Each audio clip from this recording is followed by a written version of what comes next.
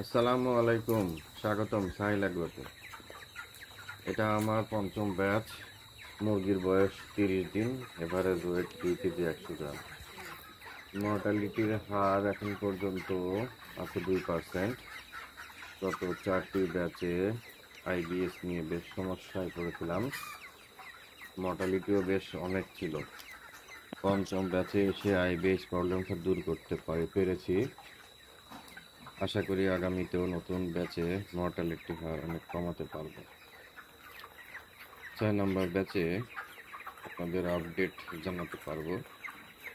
সমস্যা আসলে শুরু হয় 19তম দিন থেকে, যখন গাম্বরা ভ্যাকসিনটা দিই। এরপর দিন থেকে মুরগির জ্বরের মাত্রা মারাত্মকভাবে বেড়ে যায়, খাওয়া বন্ধ করে দেয়, মর্টালিটিও বেড়ে যায়।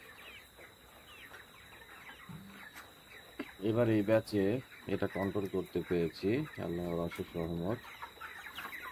এখন যে সিস্টেমে এটা কন্ট্রোল করেছি, পরবর্তী 6 নম্বর ব্যাচে এটাকে অ্যাপ্লাই করে দেখব যে মর্টালিটি রেটটাকে নিয়ন্ত্রণ করতে পারি কিনা।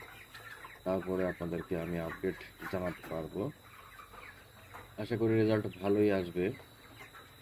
এটা এখন রাখবো 2.5 কেজি হওয়া পর্যন্ত, মানে 35 দিন টার্গেট আছে। 35 দিন পরে এটা সেল করে দিব। তো আশানুরূপ ফল পাচ্ছি। মুরগিগুলো সুস্থ, সতেজ এবং বেশ ভালোই আছে। আপনাদের দোয়া অবশ্যই আশা করি, আপনারা দোয়া করবেন। আর আপডেট, ষষ্ঠ ব্যাচে আপডেট আমি অবশ্যই জানাবো আপনাদেরকে, সাথেই থাকবেন। ধন্যবাদ।